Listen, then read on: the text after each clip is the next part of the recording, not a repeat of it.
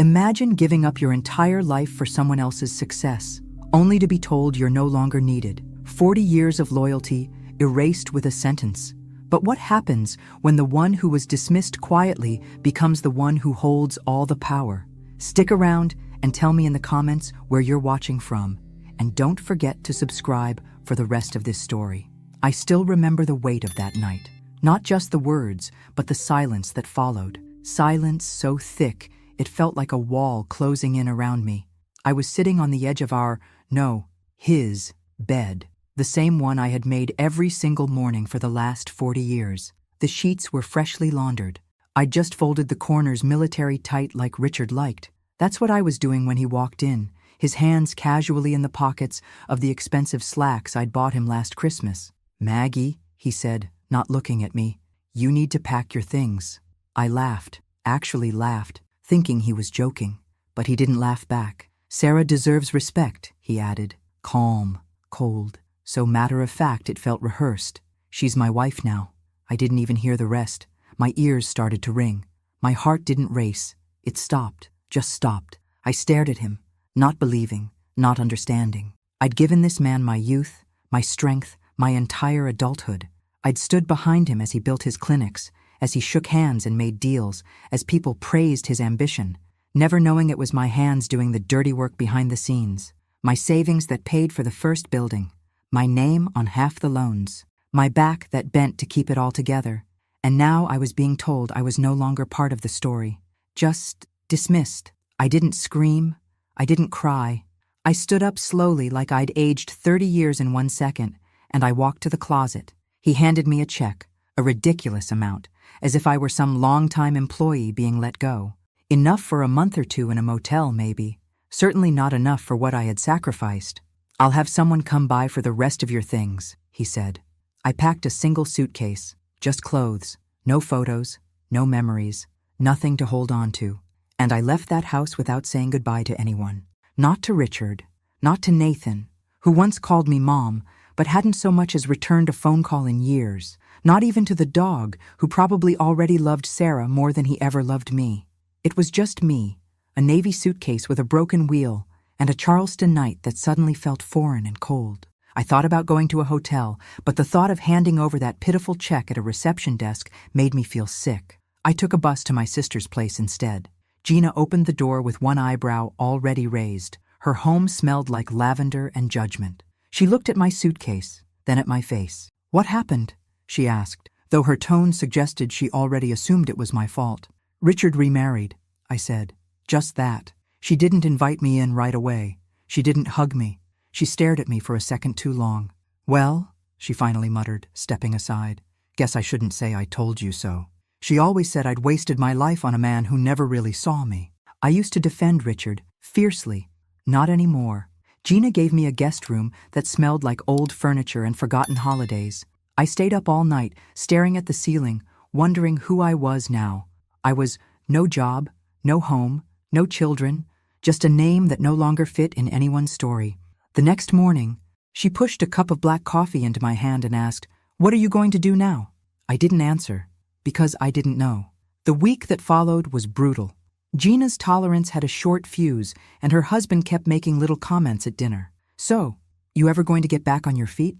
What were you doing all those years, just cooking and ironing? And worst of all, it's not like you had kids to raise." I wanted to scream, but I stayed silent. I always stayed silent, until I couldn't take it anymore. One morning, I left a thank you note and took a bus downtown. I had a few resumes folded in my purse, handwritten, because I didn't even have a laptop. I walked into the small library near the historic district. The woman behind the counter was maybe 35, her face tired but kind. I asked if they were hiring. She told me they needed someone part-time, front desk, minimum wage. I took it, and that's where I started over. The days at the library passed slowly. I shelved books, answered phones, helped older ladies print recipes. No one knew who I was, and for the first time in a long time, I found peace in being invisible. But something inside me stayed sharp, awake. Richard had discarded me like yesterday's news, but I wasn't done yet, and I knew, deep down, there were things buried in my past, documents, details, pieces of truth that I hadn't looked at in years. So one evening, after my shift ended, I went back to the small storage unit I'd rented with part of that pathetic check. I opened the box labeled Old Files, and that's when I found it. The paper that wasn't supposed to exist. My name. My signature. But I never signed that. Never. I stood there, the fluorescent light above me buzzing like static as the truth settled into my bones. This wasn't just betrayal. It was theft, and I wasn't going to stay silent anymore. It's strange how quickly people can forget everything you've done for them. Gina's voice still echoed in my ears even days after I left her house. You were always too soft, Maggie. Always waiting for someone to validate you. You gave him your life, and what did you get in return? A goodbye and a pity check? I couldn't argue. She wasn't wrong, but she wasn't kind either. I moved into a small basement apartment a few blocks from the library. The walls were thin, and the faucet dripped no matter how tightly I turned it. The radiator groaned like it was in pain, and the paint peeled from the corners of the ceiling. But it was mine. The money was almost gone by then, so I started walking everywhere to save what little I had. I ate ramen noodles, peanut butter sandwiches, and whatever was on sale at the corner store. I didn't complain. I didn't expect comfort anymore. At the library, no one asked about my past, and that suited me just fine. I watched the world pass by through the tall front windows, watched mothers hush noisy toddlers, students collapse onto beanbags with textbooks, and older women gather for their weekly book club in the community room. I kept my head down, filed returns, answered phones, said yes ma'am and no sir until my tongue was dry.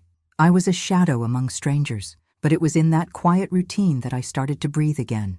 I met Miss Emma, a retired school teacher who came in every Thursday to check out historical fiction. She always wore bright scarves and had a laugh that echoed through the building. She didn't ask many questions. She just talked about her cat, her hip replacement, the weather, and for some reason, I liked listening. One day she said, "You've got kind eyes, sweetheart," like someone who's seen too much and still kept soft. I nearly cried right there behind the desk. I realized something then. No one had said anything kind to me in months, maybe years. Even so, I still didn't tell anyone what had happened. Not about Richard, not about Sarah, not about the 40 years that had vanished like a bad investment. It was too humiliating. Sometimes I'd sit in my little apartment at night and run through memories like they were courtroom evidence, trying to justify what I'd given up, trying to measure how much of my life had really been mine. Richard used to say, "You're the glue, Maggie. You hold it all together." Funny. Turns out even glue gets scraped off when it's no longer needed. One Friday evening, I got home with aching feet and a headache from too many phone calls. I dropped my purse on the floor and sat down on the only decent piece of furniture I owned, a love seat with a squeaky spring, and stared at the stack of boxes I hadn't touched since I moved in. Something made me stand up. Maybe it was restlessness. Maybe it was instinct. I opened one of the boxes and pulled out an old binder. Inside were papers from years ago. Bank statements, loan documents, medical records. Half of it was outdated junk. Then I saw it, a manila envelope labeled Hill Property, Deed and Transfer. I froze. The Hill property was land my parents had left to me, a small patch of wooded land outside Columbia. Nothing fancy, but it was mine, always had been. I opened the envelope and pulled out the first document. There it was, my name, Margaret E. Hill, my signature at the bottom. Except it wasn't mine. I felt my breath catch in my throat. My hands trembled as I scanned the rest of the document. It was a property transfer. It said I had given Richard full ownership of the land 10 years ago, that I had signed over the deed willingly. Only I hadn't. I knew my own signature. I'd written it 1,000,000 times. This wasn't it. I sat there in the silence, the fluorescent kitchen light humming above me, and stared at the lie written in ink. He stole from me. It wasn't just betrayal. It wasn't just emotional abuse or neglect. This was fraud. My land, my name, my trust, all manipulated behind my back. My mind raced, flipping back through memories like an old Rolodex. I remembered vaguely, years ago, Richard asking me to sign some papers. He'd said it was for tax purposes. I was busy, distracted. I trusted him. Of course I did. I felt sick. How much more had I missed? I put the envelope back down and stood up, pacing the room like a trapped animal. My skin felt too tight, my heart thudding in my chest. All the humiliation, the exile, the years wasted. It was more than betrayal now. It was theft. And suddenly, something shifted inside me. A cold, quiet determination settled in my chest like a stone dropped in water. No splashing, no dramatics, just stillness. I wasn't going to confront him. Not yet. I wasn't going to scream or demand justice. I was going to watch, learn, plan. I'd spent 40 years holding everything together while Richard got the glory. Now I would take it all back, piece by piece, and I would do it without ever raising my voice. Because a storm doesn't need to be loud to destroy everything in its path. I couldn't sleep that night. I lay on the love seat, fully dressed, the document sitting on the table in front of me like a snake coiled to strike. Every time I closed my eyes, I saw that signature, that forged signature, mocking me. My mind wouldn't stop spinning, unraveling memories I had ignored, dismissed or forgiven over the years. What else had he done? What else had I let him get away with? By morning, I had made a decision. I wasn't going to let this go. Not like all the other things I had swallowed over the years. The quiet insults, the backhanded dismissals, the way he had started introducing me as just Margaret at events, like I was an assistant instead of his wife. The way he told people I was never much into business, even though I was the one who managed the books for the first 3 clinics while he played golf with investors. I made a list of everything I had stored away in my memory, financial documents, loan applications, deeds. I started going through the rest of the boxes, pulling out anything with numbers, names, signatures. And that's when I found the second one. Another document, another transfer. This time, a power of attorney form, dated 8 years ago, supposedly giving Richard the right to act in my name for all financial matters. I sat down slowly, holding the paper like it was radioactive. I had never seen it before, never signed it, but there was my name, my forged signature again. He didn't just steal from me once. He'd built a system around it, quiet, clean, hidden behind marriage vows and just sign this real quick moments. And I had let him. I wasn't stupid. I was trusting, and there's a difference. The next morning, I called Claire. Claire Bennett had been my roommate for 2 semesters in college, back when I still thought I'd go into journalism. Life took us down different roads, but we kept in touch on birthdays and holidays. Last I heard, she'd become a lawyer in Colombia, handling estate law and elder advocacy cases. I didn't tell her everything over the phone, just that I needed to talk, and she didn't hesitate. She invited me over that Saturday. I wore a beige cardigan that made me look older than I felt, and brought the documents in a plastic grocery bag, because nothing about this was polished. Claire greeted me with a warm hug. She looked like someone who had carved out her own corner of the world and refused to apologize for it. Her house was filled with plants and the scent of fresh coffee. I laid the documents on her kitchen table, one by one, and watched her expression change from curiosity to concern to something like controlled fury. "Maggie," she said, pointing at the power of attorney, "if this wasn't signed by you, this is felony fraud. Straight up."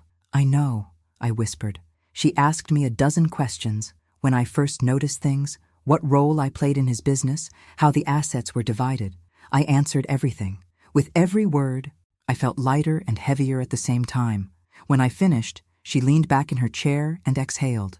"You have a case," she said, "and it's bigger than you think." I didn't smile. I wasn't ready for victory. I just wanted to understand what he had done to me. Claire agreed to help me, but she also warned me. Taking legal action meant going public. It would get messy. It would get loud. That's when I told her what I was planning. Not lawsuits, not tabloids, not headlines. "I want the truth to come out," I said, "but not through courts, not with me front and center. I want it to unravel around him, quietly, slowly. I want people to start asking questions he can't answer." Claire raised an eyebrow. "A silent takedown?" I nodded. She smiled. "That's the Maggie I remember." Over the next week, I began gathering everything. Every receipt, every email, every bank notice, every note scribbled on a napkin. I'd been dismissed as useless for so long that Richard had never imagined I was keeping track. But I had, subconsciously, out of habit, out of fear, out of love, maybe, at some point.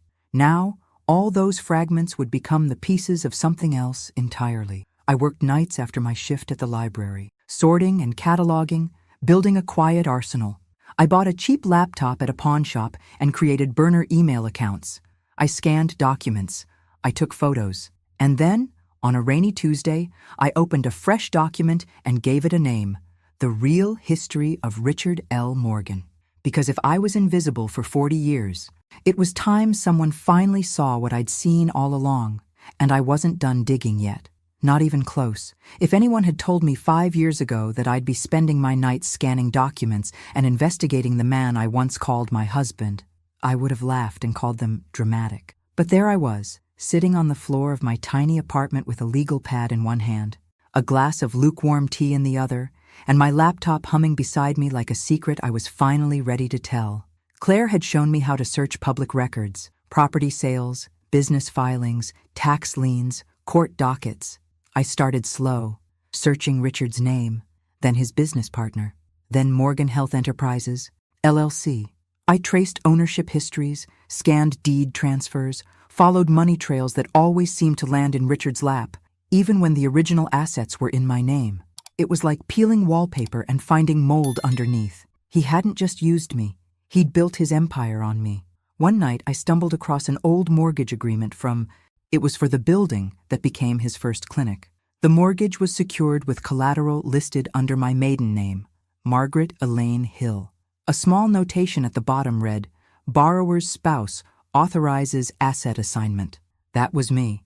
Except, once again, I had never signed it. How many times had he done this? How many documents had he forged while I cooked dinner or folded his laundry or waited in the car outside his meetings? It made me nauseous to think about it, but it also gave me purpose. Claire and I began piecing everything together. She didn't file anything yet, at my request. I wasn't ready for that kind of war. What I wanted was control.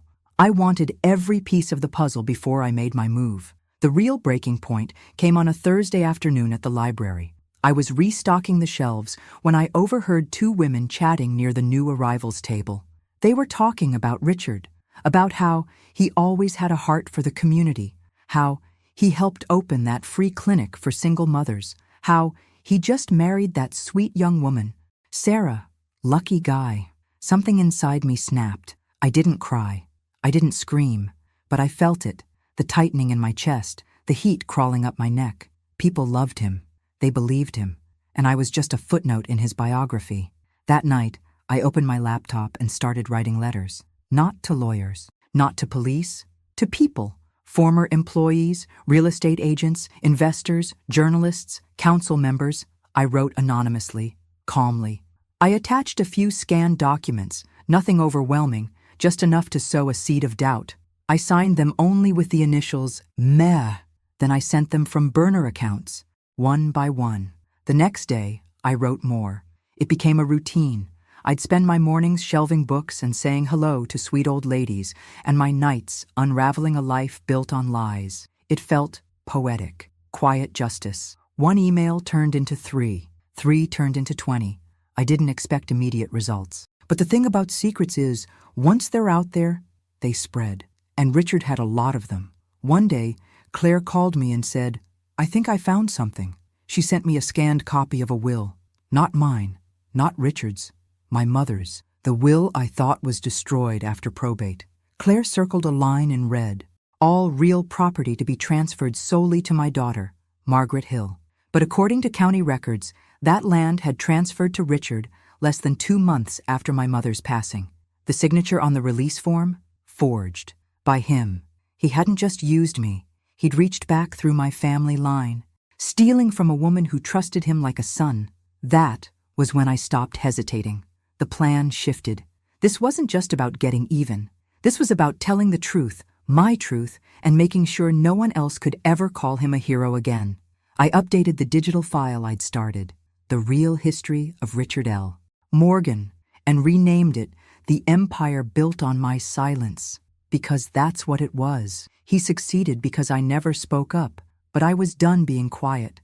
I wasn't going to take him to court. I was going to take him apart, one lie at a time. There's something haunting about watching your own life unfold in front of you like evidence at a crime scene. Night after night, I sat at that wobbly kitchen table surrounded by folders, receipts, emails, and legal copies. Every paper I touched seemed to whisper a story I had forgotten, or chosen to forget, out of love, loyalty, or just plain survival.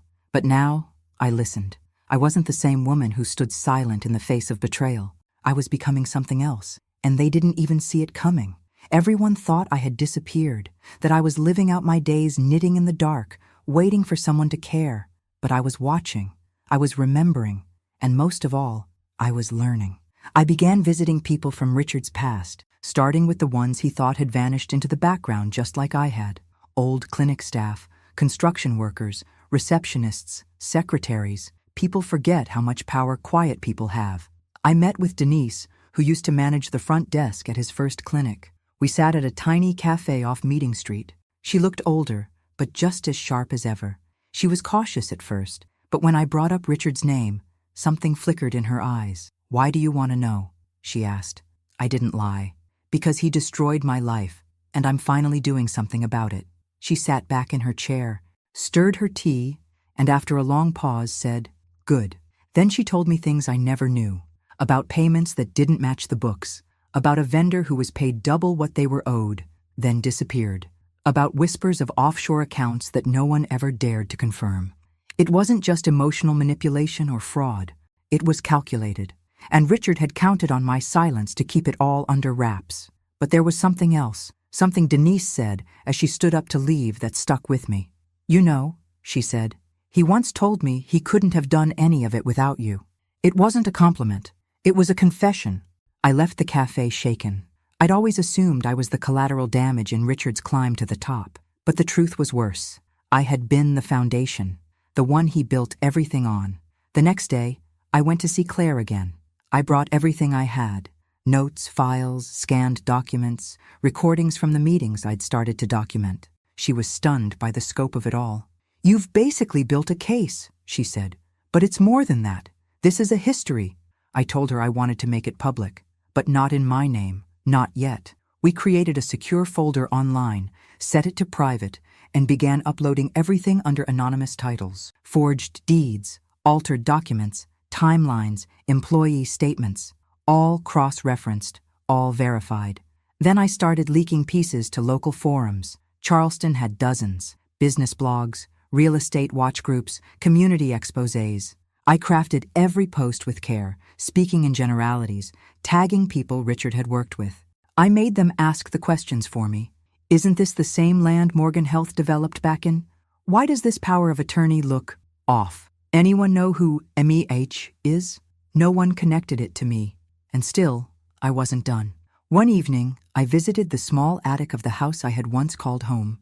Not inside. It was Sarah's house now, officially. But I knew Richard hadn't bothered to clear everything out. He never did the dirty work himself. I climbed up there while Sarah was away and Richard was overseas at some conference. I still had the old garage door code. I moved quietly, like a ghost. That's where I found the file box, a plain black box labeled simply Morgan, personal.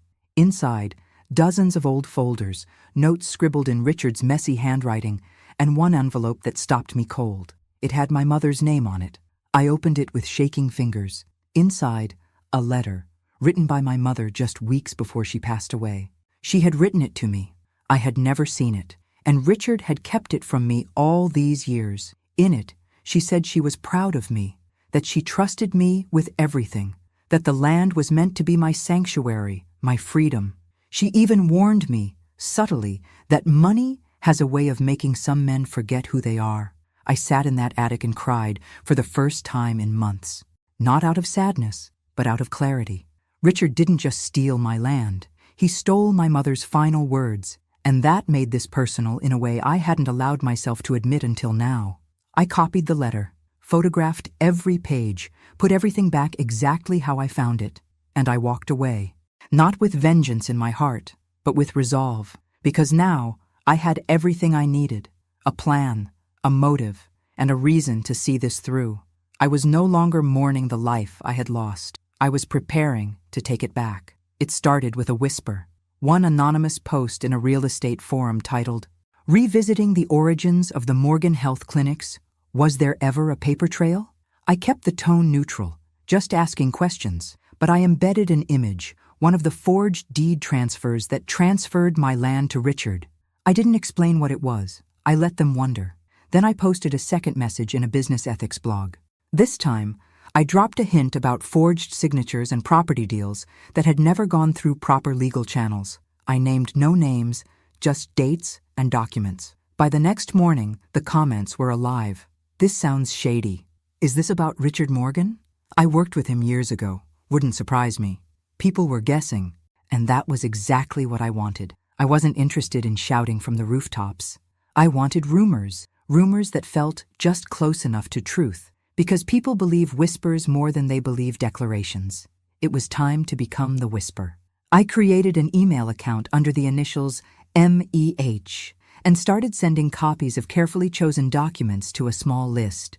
2 investigative journalists, 1 ethics professor at the local university, and a blogger known for covering business scandals in Charleston. The subject line read simply, "When reputation is built on fraud." Inside, I attached the first forged document and included 1 sentence. "This is just the beginning." Then I vanished from the inbox. No signature, no request for a reply, no breadcrumbs. I waited, and while I waited, I kept working. I created a small burner phone and programmed it with a few investor contacts I'd remembered from galas and business dinners. Names Richard had dropped when bragging about his empire. I started texting them. Simple things, questions, suggestions. Ever wonder how Morgan Health acquired that Columbia lot back in? Check the property records for the Hill estate. I'd be careful about tying your name to Richard's next expansion. I signed nothing, but the phone calls started the next week. Not to me, to him. I knew because Claire forwarded me a clip from a voicemail she'd been sent anonymously by a contact inside the investor group. Richard audibly rattled, saying, "Someone's digging. They've got old documents." I smiled. That was the first time in 40 years I imagined him afraid. At the library, life went on. I shelved books, smiled at the regulars, said hello to Miss Emma, and helped a student find a copy of The Great Gatsby for an essay. No one had any idea what I was doing after dark. That made it even sweeter. But it wasn't just about making noise. I wanted precision, timing, so I started marking my calendar. Mondays were for document drops, Wednesdays for email leaks, Fridays for anonymous posts. It wasn't chaos, it was strategy. I leaked a scan of the power of attorney, then a copy of the bank statement showing loan funds diverted under my name. Then, my favorite, a photo of the original letter from my mother, dated and initialed, with her own handwriting clearly visible. I cropped out personal details, but left just enough to make it undeniable. The caption was simple: "A letter never delivered, a land never truly given." That post alone had over views in 48 hours. Richard's name started popping up in comment sections, always surrounded by question marks. And then came the local expose. A Charleston business blog published a story, "The Empire Beneath the Surface: What We Don't Know About Richard Morgan." They didn't accuse him directly. They just asked smart, inconvenient questions, the kind that make investors nervous. That same night, I walked past the house that used to be mine. The porch light was off, the windows dark. I wondered if Sarah was beginning to sense it too, that cold prickle when you realize something isn't right. I wondered if she'd start asking her own questions. I hoped so, because the storm was coming, and I wasn't finished yet. I was just getting started. It started with Nathan. I didn't expect that. He'd spent the last decade pretending I didn't exist. When Richard introduced Sarah as his real family and pushed me out, Nathan didn't even blink. Not a phone call, not a text, not even a shrug. I raised him, not biologically, but I was the one who taught him how to tie his shoes, who showed up to every parent-teacher conference, who stayed up when he had a fever and made pancakes on Saturdays. Richard was too busy building empires to be a father, but I was always there, until I wasn't needed anymore, until Sarah came along and he conveniently forgot who taught him how to be kind. Or maybe he just chose not to remember. That's why I wasn't ready when he showed up. He came to the library. I was restocking the new arrivals when I saw him standing by the front desk, tall and uncomfortable in a pressed suit, like he didn't quite know how to exist without an audience. "Maggie?" he asked. I turned slowly, heart hammering in my chest. He looked older, not in age. He was in his late 30s now, but in the kind of way that told me he was tired, worn, the golden child tarnished. "Can we talk?" he asked. I led him outside to the bench beneath the magnolia tree. I didn't say anything. I just waited. "There's something going on," he said. "People are whispering. Investors are pulling back. Dad's freaking out."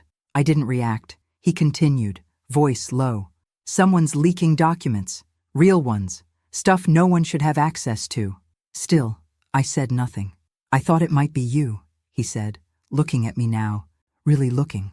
I mean, it would make sense. I stared out across the street, watching a couple walk hand in hand. Why would it make sense? He shifted. Because you know everything. You were there.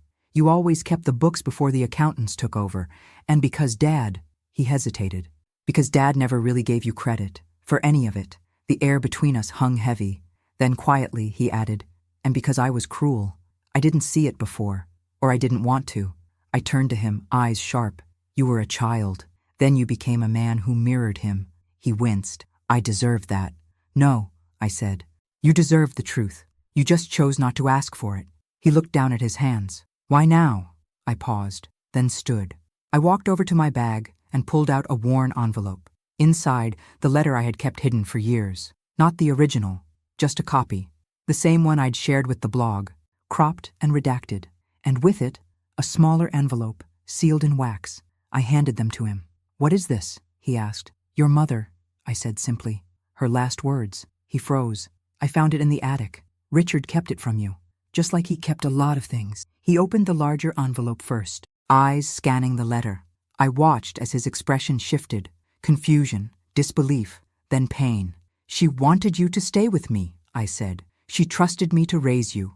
And I did, until the man you called Dad decided I wasn't worth your time anymore. Nathan was silent for a long moment. Then he looked up, eyes glossy. Why are you giving me this? Because you deserve to know who you are, where you came from, and who protected you, even when no one else did. He opened the second envelope. Inside was a photo, the two of us at his 6th birthday. He was missing a front tooth, frosting on his chin. I was holding the cake, laughing. He said nothing, just stared. I don't want anything from you, I told him. Not apologies, not forgiveness, but I won't be your secret anymore. He stood slowly, folding the letter back into its envelope. I'm sorry, he said. I gave a half smile. Be sorry to yourself for what you let him turn you into. He nodded, and then he left. I watched him go without emotion, because this wasn't about reconciliation. This was about revelation.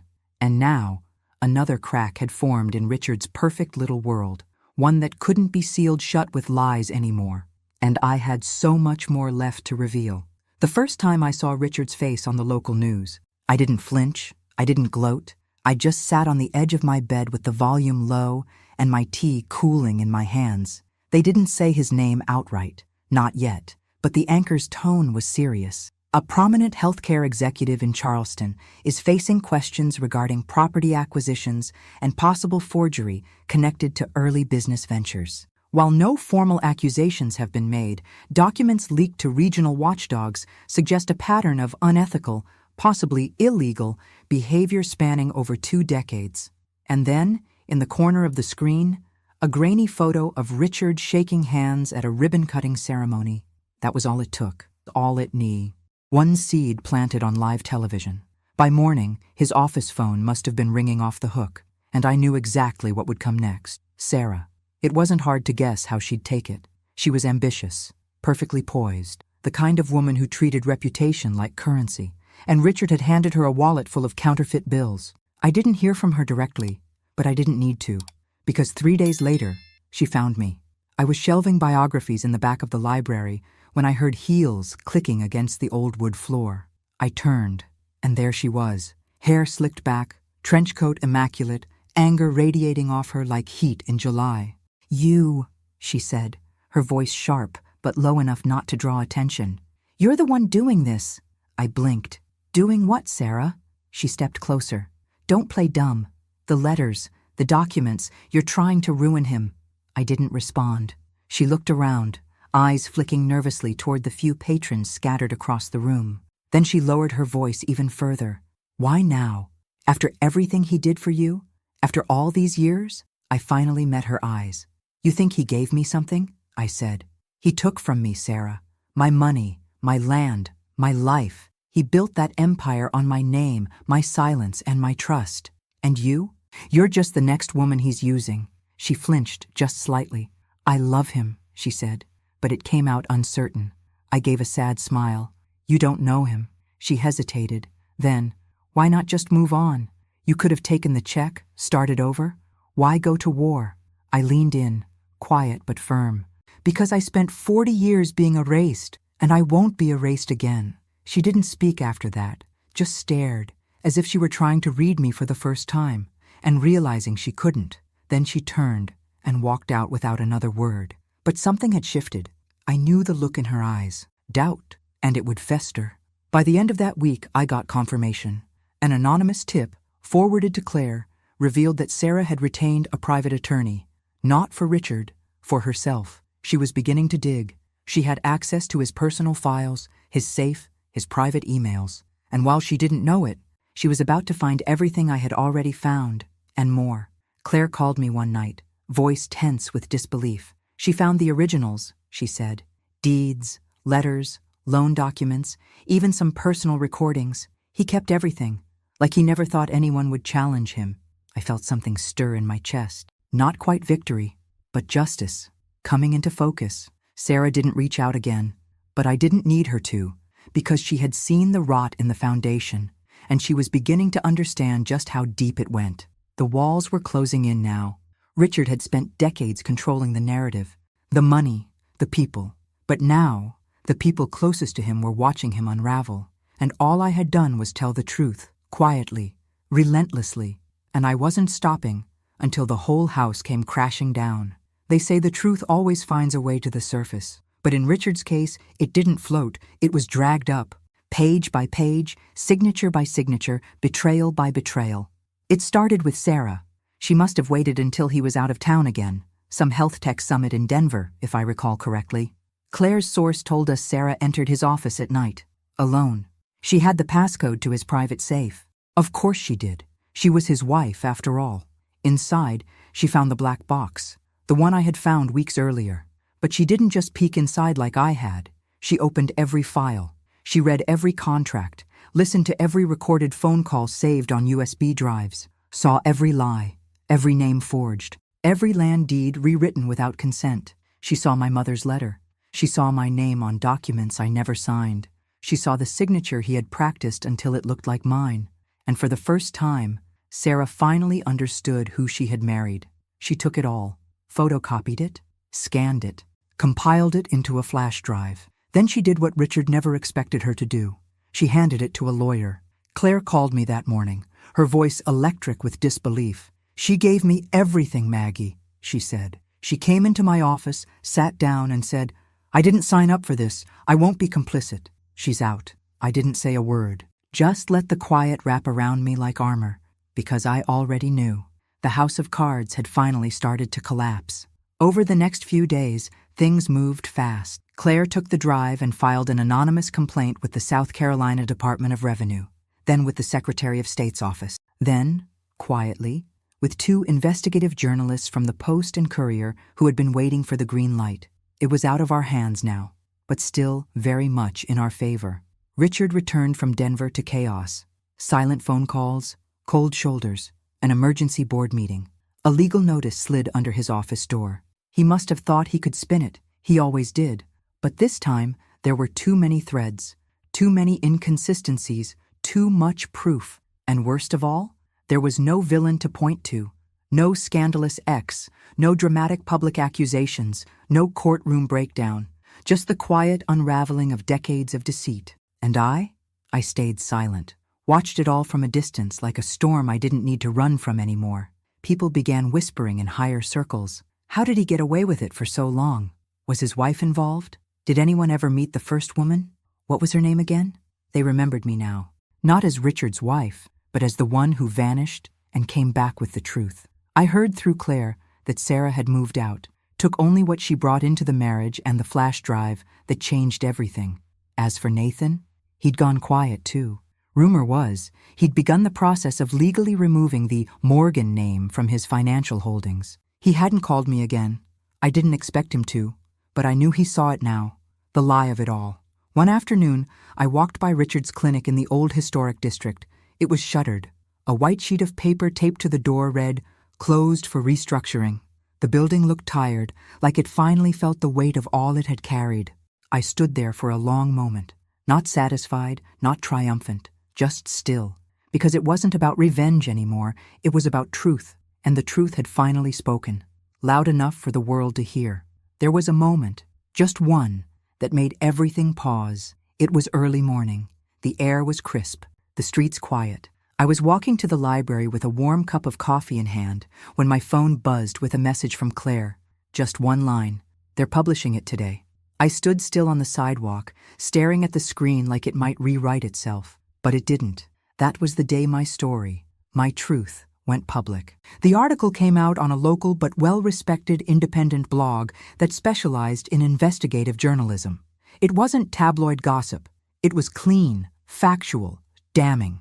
The Empire Built on Silence, How Margaret Hill Was Erased, and How She Took Her Story Back. The title alone made me sit down on the nearest bench. I read the whole thing, slowly, breath catching at certain parts. It didn't tell every secret. It didn't need to. It laid out the timeline, how Richard Morgan acquired land and business capital through forged documents, how a power of attorney appeared under suspicious conditions, how key pieces of his empire were quietly backed by a woman he later discarded like a used handkerchief. They didn't name me as the source, but they didn't have to. The city knew, and the silence I had lived under for decades shattered like glass. I received messages that week, dozens of them. Some from strangers, some from people I hadn't heard from in years. One, from an old friend I hadn't seen since my wedding, said, "Maggie, I'm sorry I wasn't there. I didn't know. I didn't ask. I should have." But the message that caught me off guard came from the Charleston Women's Advocacy Network. They asked if I would speak at a panel about elder women's financial abuse and emotional neglect. I almost said no, but then I thought, why not me? So I said yes. The event was held at a small community center, nothing fancy. Folding chairs, plastic pitchers of water, a modest stage with two other women, one who had lost everything to a predatory caregiver, another who had been scammed by her own daughter, and then me. I stood at that podium and looked out at a room full of women with tired eyes and strong spines. Some held notebooks, some held tissues, most just held on. "My name is Margaret Hill," I said, and I was erased, slowly, quietly, and willingly, because I loved someone who taught me to shrink. I told them the truth, not every detail, but enough to make them nod, cry, reach for each other's hands, and when I finished, there was no applause, just silence. And then, one by one, they stood. It wasn't celebration. It was solidarity. And for the first time in decades, I felt like I was standing, too, not behind someone, not in someone's shadow, but as myself. Richard, meanwhile, was fighting to stay afloat. He'd sold off one of his clinics to settle quiet claims. The rest? Under audit. His reputation? In review. His board seat? Suspended. He hadn't made a public statement. Couldn't. Because how do you defend what's already unraveling? Nathan had issued his own statement, carefully worded, distancing himself, expressing regret for past complicity and gratitude to those who stood up when silence would have been easier. I didn't reply to him. I didn't need to. Some stories don't require reunion, only truth. I still lived in the same small apartment, still walked to work, still sorted books and helped teenagers with overdue fees. But now, people smiled at me differently, like they saw me, not as a victim, but as the woman who lived in silence for 40 years and then rewrote her own story. And still, I wasn't done. Because redemption doesn't come in headlines or court rulings. It comes in choices, and my final one was still waiting for me. Redemption doesn't arrive like a firework. It creeps in quietly, almost unsure of its welcome. You don't notice it at first. You're too busy watching your enemies burn, too consumed with the slow satisfaction of justice settling like dust around their polished shoes. But when it comes, it's unmistakable. Richard had vanished from the spotlight. The man who once flooded local newspapers with his philanthropy, who gave interviews about building communities, who stood behind podiums like a king anointing his kingdom, was now unreachable. His publicist issued cold statements. His board released a note of temporary leave. Translation: they were cutting ties. The Morgan name, once revered, now carried too much weight to hold up any empire. And the final blow came in an article from a national outlet, one that reached far beyond Charleston. It confirmed what we already knew. Richard was under federal investigation for fraud, misrepresentation of assets, and abuse of power of attorney privileges. His legal team had gone into crisis mode. His investors abandoned him. His clinics were being restructured, which is corporate speak for we're salvaging what's left. And in the middle of it all, Nathan did something unexpected. He hosted a dinner, a private one, just a few names, and he sent me an invitation. Claire told me I didn't have to go. You've done enough, Maggie. You don't owe anyone anything. She was right, but I went anyway. It was held at a restaurant I remembered from when Nathan was a boy. Back then, we went for special occasions, birthdays, report cards, quiet little victories. Now it was filled with people I didn't recognize, faces I'd seen in newspapers, associates, board members, partners trying to salvage dignity from what Richard had left behind. Nathan stood near the window, looking uncomfortable in a suit that probably cost more than my annual salary. When he saw me, he crossed the room in 3 long strides. "Thank you for coming," he said, voice quiet. I nodded. We didn't hug. He led me to a table off to the side, away from the others. He didn't make a speech, didn't grandstand, just handed me a small envelope. "I'm removing the Morgan name from my foundation," he said, starting over, under a different banner. I opened the envelope. Inside was a single piece of paper, the deed to the Hill property. My land, my family's legacy, restored. My eyes stung, but I didn't cry. Not in front of him. Not after everything. "This was never his to give," I said. "I know," Nathan replied. "I just wanted to be the one to put it back where it belongs." We didn't speak again that night, and that was fine. Closure doesn't always come in warm embraces. Sometimes it comes in the quiet exchange of a name being returned to the hands that earned it. As I left the restaurant, I looked back one last time, not at Nathan, but at the life I was walking away from. The woman who entered that building had once been invisible. The woman who walked out was anything but, and in my pocket, folded like a treasure map, was a future I was finally ready to claim. There's something sacred about untouched land. No noise, no concrete, no pretenses. Just trees that have stood longer than most promises, and earth that remembers who it belongs to. I stood there, at the edge of my parents' land, the Hill property, as the sun bled through the Carolina trees. It had taken decades to come back here, not because I couldn't, but because I thought I didn't deserve to. Because Richard made me believe I had no claim to anything beyond his shadow. But now, this land was mine again, officially, unquestionably. I'd brought only a few things with me: a folding chair, an old photograph of my mother, and a manila folder stamped with county permits. Inside were blueprints for a place I never thought I'd live to see. It wouldn't be big, just one building, a small house turned center, tucked into the trees, a safe place, a place for women who had been erased, discarded, or overlooked, just like I had been. It would be called the Lighthouse, because sometimes all we need is someone to remind us that we're still here, that we still matter. I used the settlement I received quietly, Sarah's final act of penance, perhaps. I never spoke to her again. Didn't need to. She signed over rights to avoid being dragged into the legal collapse that swallowed Richard whole. As for Richard, the last I heard, he was living alone in a condo out west. No title, no board seat, no legacy, no empire. He disappeared from the public like smoke after a fire, and I let him go. I had better things to do. Opening day came on a Saturday. Simple. No press, no ribbon cutting, just a gathering of women, some gray-haired, some young, all carrying stories that had never been heard in rooms that never listened. We sat in a circle, sipping lemonade from paper cups, sharing silence and strength in equal measure. When it was my turn to speak, I didn't rehearse anything. I just stood. "My name is Margaret Hill," I said. "For 40 years, I was the backbone of something I never got credit for. I gave everything to someone who told me I was lucky just to be beside him. And when I had nothing left to give, he told me to go." I paused. But he forgot something. He forgot that women like us, we don't stay gone. We watch, we wait, and when the time is right, we rise. A soft murmur of agreement passed through the group. Heads nodded, eyes welled. "And I don't need applause," I added. "I don't need headlines. I just need you to know. You're not invisible. You never were." We didn't clap. We just sat together in the light, and I felt peace for the first time in my life, not because I had won, but because I had reclaimed my name, my voice, my worth. And as the trees swayed gently behind us, I knew my story was no longer about what I had lost. It was about what I chose to build, silently, steadily, unforgettably. Thanks for listening. Don't forget to subscribe and feel free to share your story in the comments. Your voice matters.